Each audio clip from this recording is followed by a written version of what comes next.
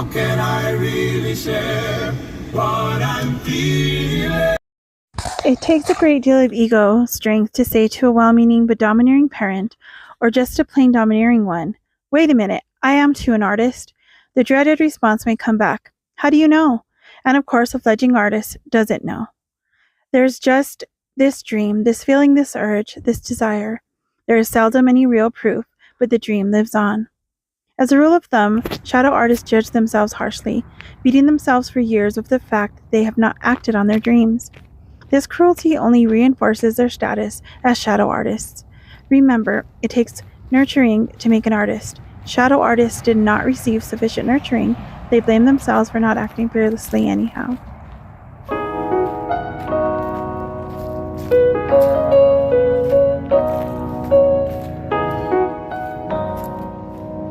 Good morning, everyone. I'm in my hometown, and I decided to stop here at Harris Pond. It's frozen on this end. Actually, I think the pond is frozen as well. It's a little loud out here, so I don't know if you can hear me. I don't have my microphone or anything. They changed this place around. These weren't here before.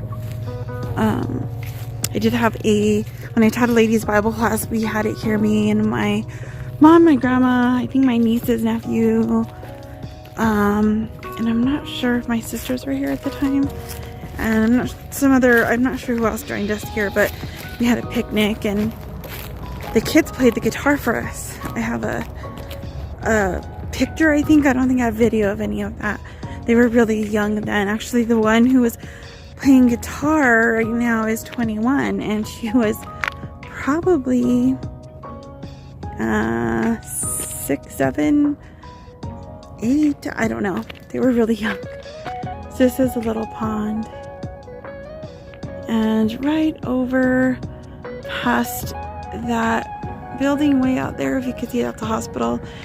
Up that way is where I am headed to my parents' house.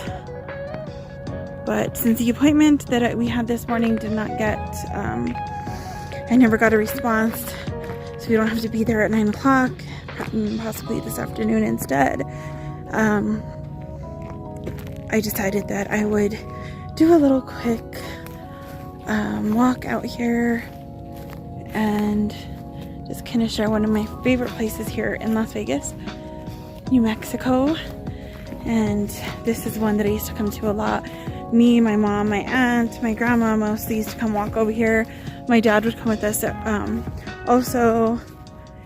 And I'm not going to go all the way around because it is cold. But this is a little place. They did add these benches. Like, a lot of this wasn't here before. You could drive around the park, and now it's locked here. There is an opening here. I don't know why it's open here. Maybe for the people who work over here. I don't know. But there's just all these areas to park now, and that was used to be open as well. It's closed off now. And so I'm going to head out of here. But I figured this would be a fun little artist date moment. But it's really cold, so I think I will continue this artist date between appointments today. All right, see you guys later.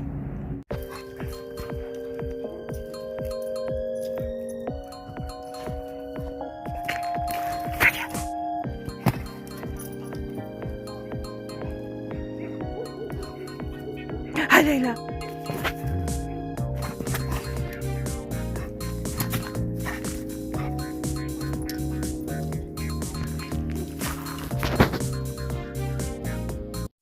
Hey everyone, and welcome back to the channel. I hope that you guys are doing well and enjoying your Wednesday.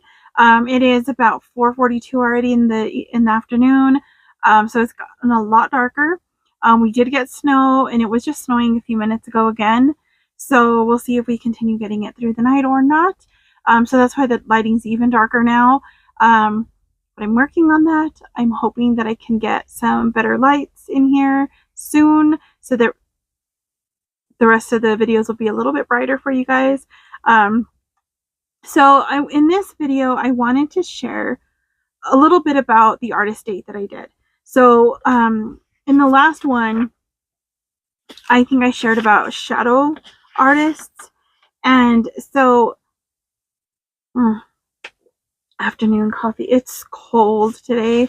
So I'm loving the coffee, and I have soup that I'm making for dinner, and I use some of my dad's homemade salsa as like part of the broth, so it's gonna be good. So let me share, before I get into the book part, I'm gonna share something here that talked about the artist date. So this one is, you're supposed to do one every week for the duration of the course. The sample artist dates, to take $5 and go to your local Five and Dime, buy silly things like gold stickum stars, tiny dinosaurs, some postcards, sparkly sequins, glue, kid scissors, crayons, things that you can have fun with, right? And so the idea with their morning pages, we're supposed to put them, she puts them in like a manila envelope or something, and then every day that you do them, like, you can use on your gold star to put on the outside. I've shared before that I'm doing my morning pages in a notebook and also on my tablet, which I'm slacking, but I'm sort of slacking. I missed a couple days, but I'm trying to give myself grace this month because I was really pushing myself and I was really stressing out about journaling. And so I'm slowly getting back into the morning pages every day. My journaling will come as it comes, like my regular journal, and it'll kind of just be a little bit easier and a little less stress about it. So one thing that I don't know if I shared a Hobby Lobby haul from a while back.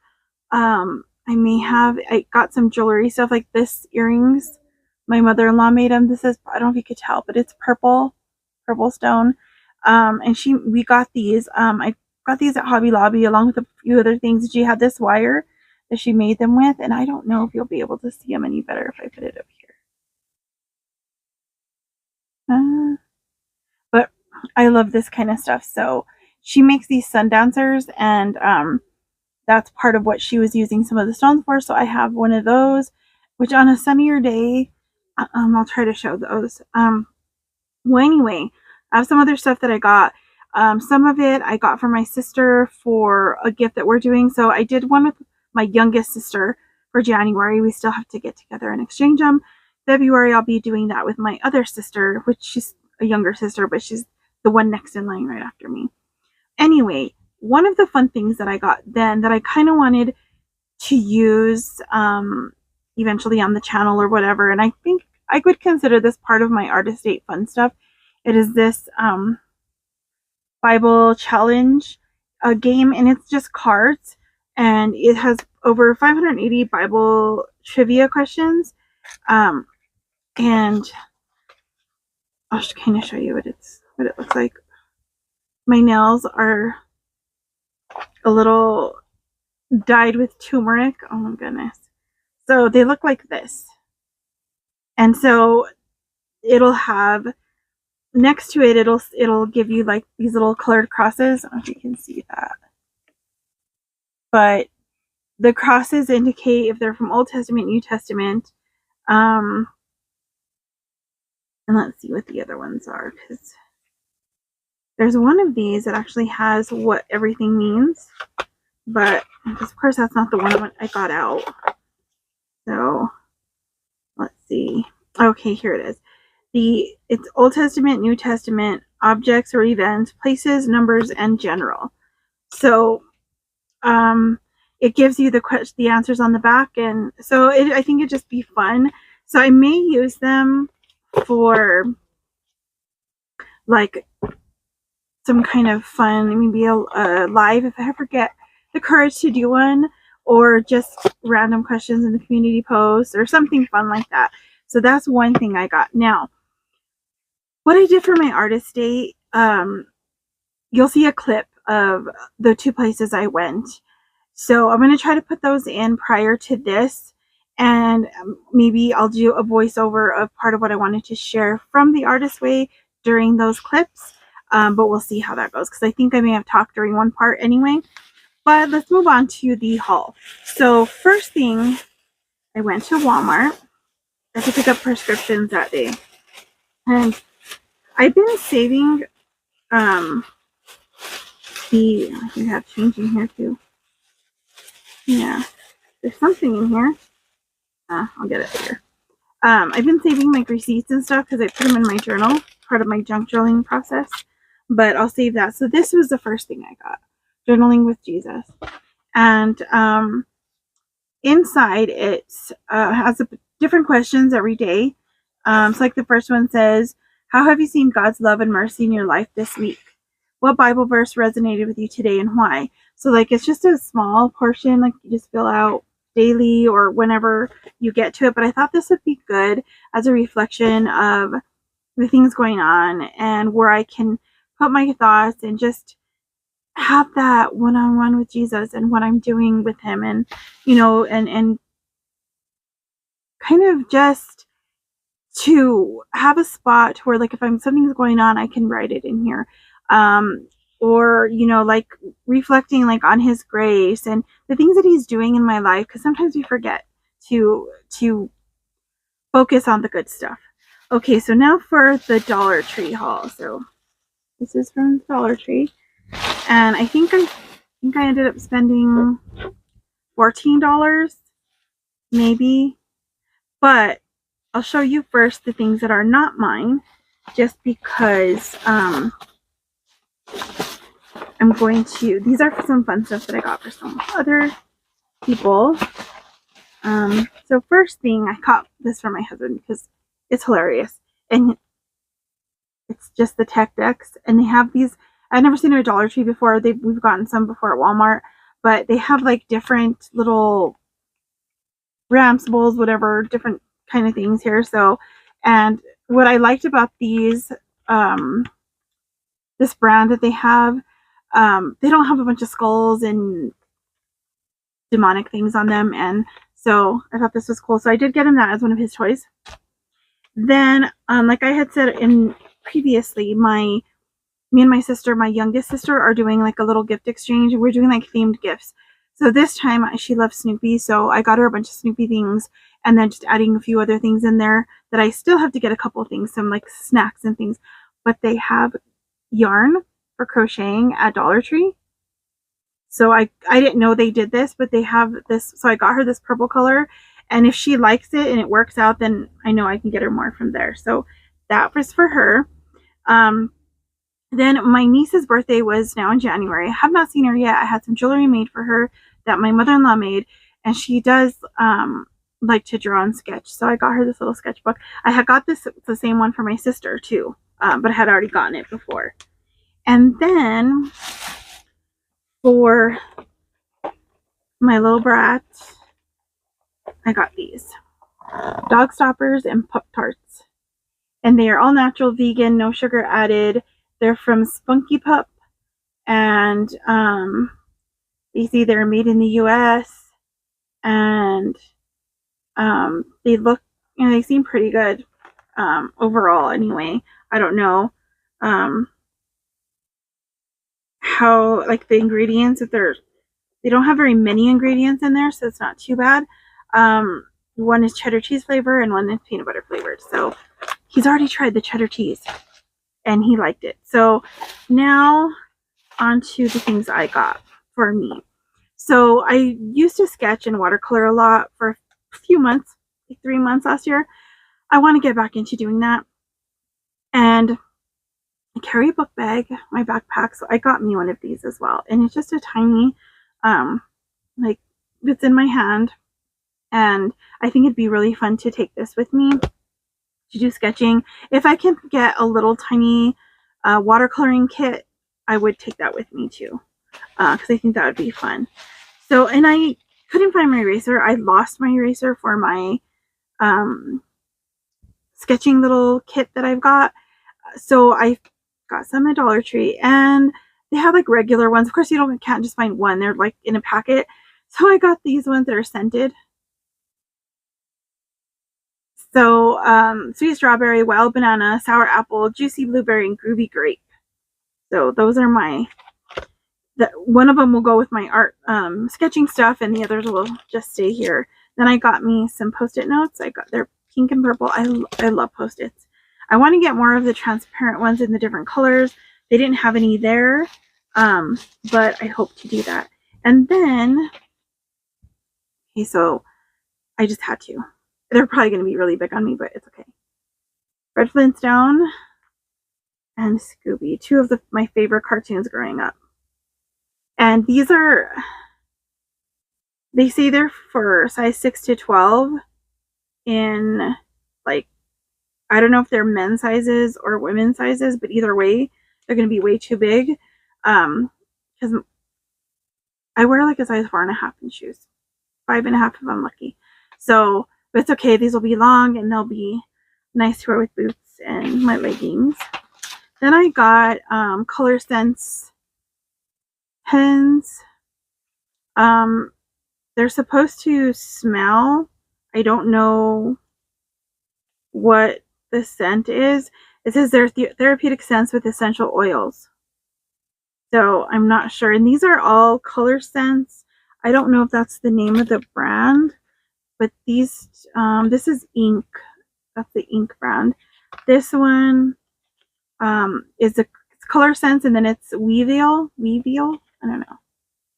These are all from Dollar Tree. So, and then I found this, which I thought was really cool. It's a year of date nights.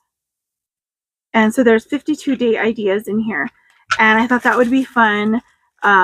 Next month will be our 22nd anniversary. And so this would be fun to use, you know, during the month, you know, start it then or whatever. So that'll be fun. I hope that I can find some fun stuff in there. Let's see. I know the first one I saw in here said bowling. That might be fun. We might just do Wii bowling. I don't know. But I've been to a bowling alley, watched my nieces, nephews, them bowl, but I've never actually bowled in a bowling alley that I can remember, maybe as a kid. And then I watch Just Missy. I don't know if you guys ever watch her. I think I may have already linked one of her videos or her channel in one of my descriptions, but I will link it again here because she has two channels. One of them is a crafty channel, and the other one's just like a regular vlog type of channel where she does a bunch of different things too. But anyway, her channels are awesome, so check her out. I will link them below. And she, in her crafty channel, she does a lot of stuff that you can watch, you know, the overhead, so you're seeing her hands a lot. So she decided to get some nails. She got them at Dollar Tree, and so I went looking for some because I thought that would be cool to try out just to see if they work, because I've had my nails done before, and I hate them because after a while I just want to take them off. Like they bother me after a while, because I didn't have them done very much. And I figure since I get myself in turmeric and things, I'm always dyeing my nails different colors, so I thought I would try some. They didn't have a very big selection the day that I went of really anything, because there was a few other things that Missy has shown for crafty items that I really want to get. So I'm hoping to get to a Dollar Tree soon, one in Santa Fe. The one I went to was in my hometown, and I think they were putting out inventory that day, so a lot of stuff was like gone. But anyway, these are the nails that I got. I've never had nails this style. When I've done my nails, they're always a squared off kind, so we'll see how these look. And then I got the glue because they don't come with their own glue. So Missy, this is inspired by you. Thank you for showing them in your video and, you know, showing that they do work. The nail glue does work. And I'm going to see how this goes. So I'm going to try them. If anything, I will try to do a video when I use them or when I put them on, and we'll see. So that was the haul. I think that was all of it. Oh, and then prescriptions from Walmart that same day. But that is all of the things that I got on my artist date. The next one, I'm hoping that I'll be able to do a little bit more somewhere outside, or, you know, something like that. So now I'm going to get to the clips of like my shopping trip. I'm going to put those here at the end. At the beginning, I will probably put the beginning of the artist date, which is when I went to my hometown because I had appointments on Monday. So this is the day I did all this. And I went to one of my favorite spots there. So you'll see that it's a short clip of me walking around, and that'll be at the beginning of this video. And then I will showed the Dollar Tree haul shopping little trip that I did that day at the end. And in that one, I don't think I did a voiceover there, or I don't think I talked in that one. So at that time, I'll read a couple of quotes from this chapter that I really liked that stood out to me about the this is the chapter called Recovering a Sense of Safety. So I will read that, and then I will be doing some other tasks from this soon, and I'll share that as well. All right, we'll see you guys later. Hope that you guys have a wonderful rest of your day. See you guys in the next one. God bless you. Bye. Here's a Dollar Tree walkthrough. So I'm not sure how this is going to come out, so I hope it comes out good. I just kind of showed a little bit of the store here in my hometown. So let's see how it comes out. And while you guys are watching that, I'm going to read a little bit more out of the Artist's Way, Week 1, Recovering a Sense of Safety. Let's see. In order to move from the realm of shadows into the light of creativity, shadow artists must learn to take themselves seriously. With gentle, deliberate effort, they must nurture their artist child. Creativity is play, but for shadow artists, learning to allow themselves to play is hard. Remember your artist is a child. Find and protect that child. Learning to let yourself create is like learning to walk. The artist child must begin by crawling. Baby steps will follow, and there will be falls. Yucky first paintings, beginning films that look like unedited home movies, first poems that would shame a greeting card. Typically, the recovering shadow artist will use these early efforts to discourage continued exploration. Judging your early artistic effort is artist abuse. This happens in any number of ways. Beginning work is measured against the masterworks of other artists. Beginning work is exposed to premature criticism, shown to overly critical friends. In short, the fledgling artist behaves with well-practiced masochism. Masochism is an art form long ago mastered, perfected during the years of self-reproach. This habit is a self-hating bludgeon with which a shadow artist can beat himself right back into the shadows. How many of you guys struggle with that? Oh, this is where I found those cool socks. Let's see. Too far, too fast, and we can undo ourselves. Creative recovery is like marathon training. We want to log 10 slow miles for every 1 fast mile. This can go against the ego's grain. We want to be great, immediately great. But that is not how recovery works. It is an awkward, tentative, even embarrassing process. There will be many times when we won't look good to ourselves or anyone else. We need to stop demanding that we do. It is impossible to get better and look good at the same time. Remember that in order to recover as an artist, you must be willing to be a bad artist. Give yourself permission to be a beginner. By being willing to be a bad artist, you have a chance to be an artist. And perhaps over time, a very good one. When I make this point in teaching, I am met by instant defensive hostility. But do you know how old I will be by the time I learn to really play the piano, act, paint, write a decent play? Yes, the same age you will be if you don't. So let's start. Here are some of the list that she has here about your enemy within, your core negative beliefs.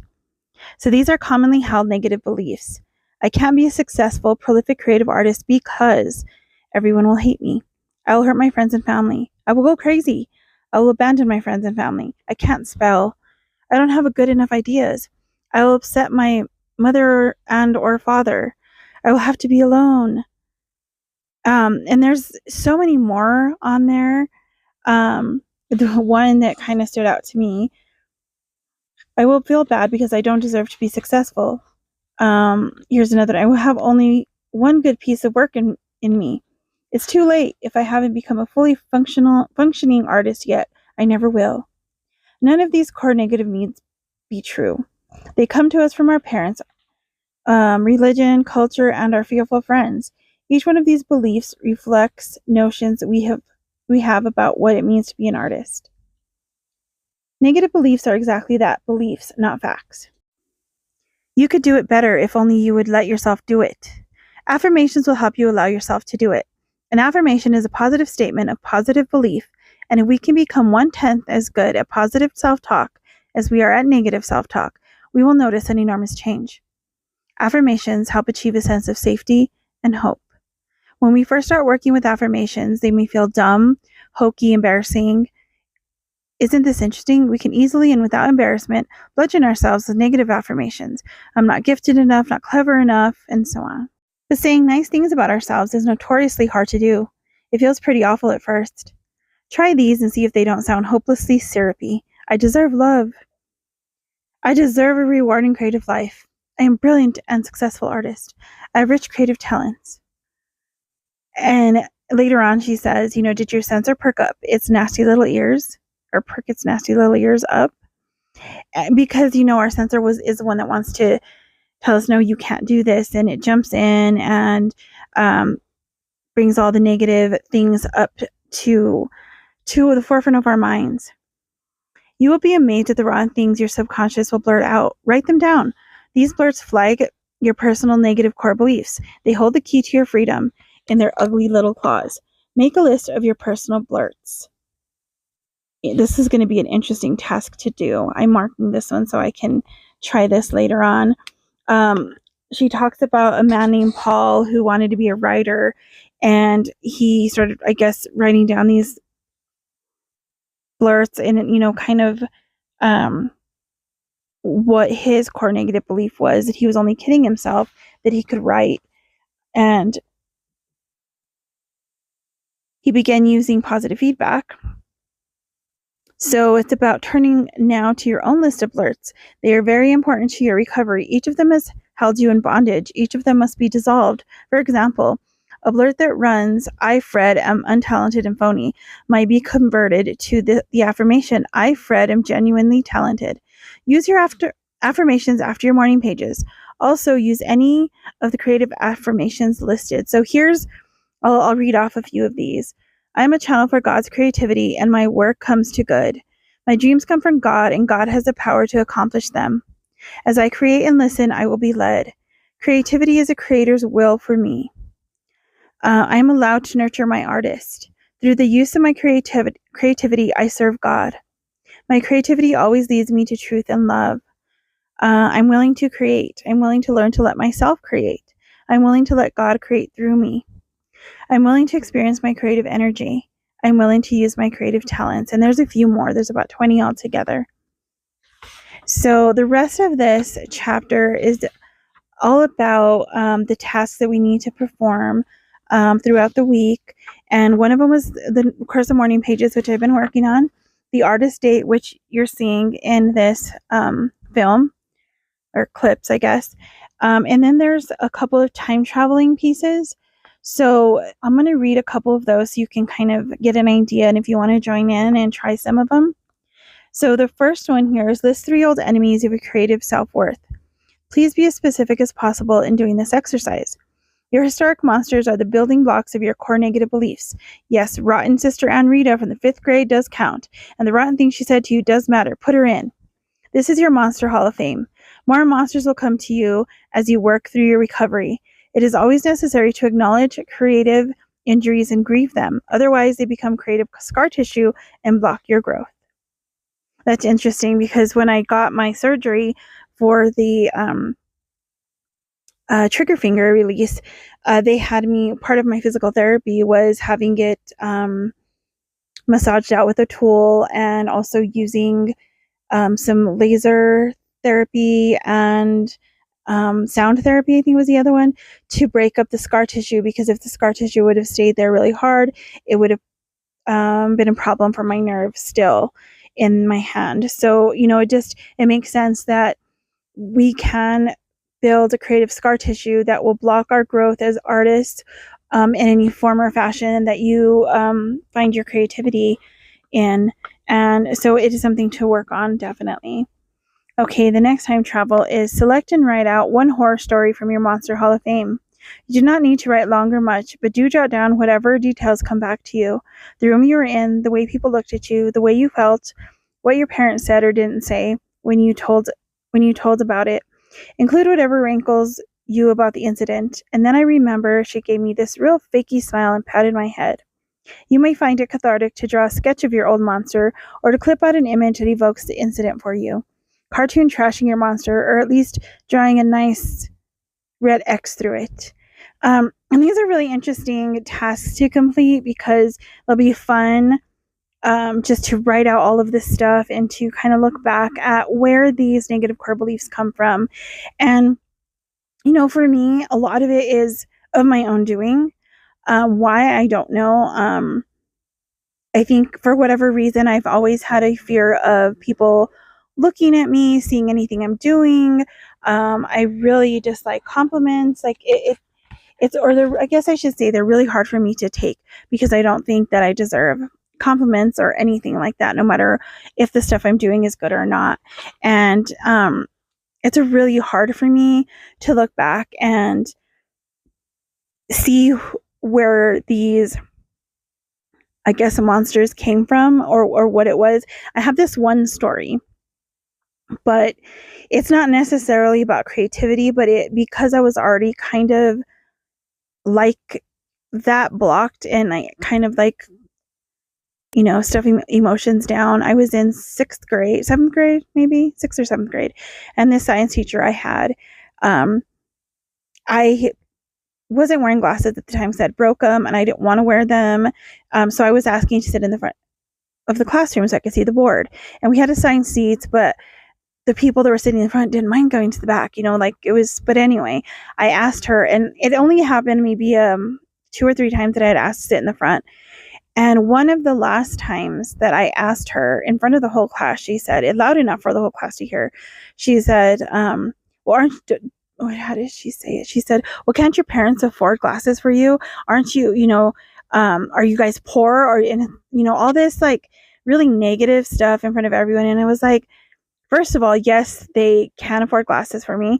I should have said that. I should have said that I had glasses and I broke them on purpose because I didn't like them. It was in 5th grade.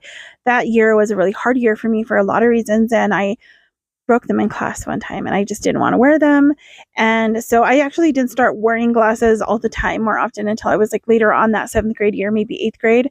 But because she did that to me in front of the class and embarrassed me, it just confirmed all the things I was feeling of being quiet and don't say anything and don't, you know, just make yourself small, and you're not, you know, you're not worthy of just a little bit of consideration, a little bit of empathy, a little bit of grace at this time. So, you know, it was really a hard experience for me, and that had stuck with me for a very long time. It's something I think I need to take to the Lord now and really like let go of and surrender to Him. Because when I think of that lady, sometimes it's like, oh, she was so mean. And I had her twice, 6th grade and 7th grade. And I know other people have some issues with her as well. And I've seen her later on in years, after, you know, high school and everything, maybe 10 years ago or something. And I know she has struggled with her health and different things like that. And I feel really bad for holding that resentment towards her, even though what she did was wrong. But I don't need to be holding on to that anymore. And I should have stood up for myself then, but I didn't. So now I need to lay it at the foot of the cross and walk away from it, surrender it, and stop trying to fix things. Because what I'm trying to fix is just in my mind.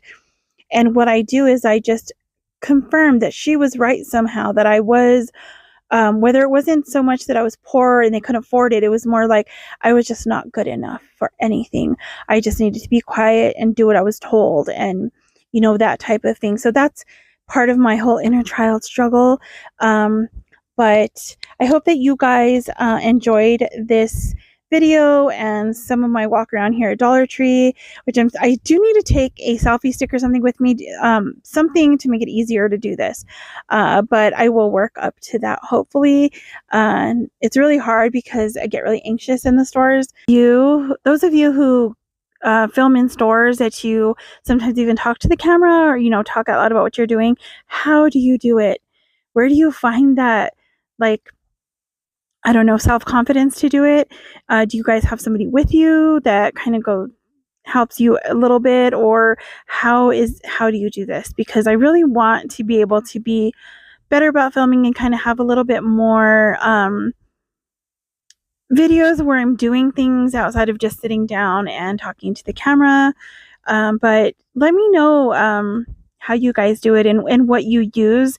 I just have my phone, so I'd have to use, I don't know, some kind of selfie stick, I guess, or something. I don't know. But let me know what you guys use in the comments below. I'd love to hear from you. If you have any prayer requests, questions, or anything that you'd like to share, leave them in the comments and I will get back to you. I should have gotten those nails, but I'm going to try the ones I got. So I will see you guys in the next one. God bless you. Bye.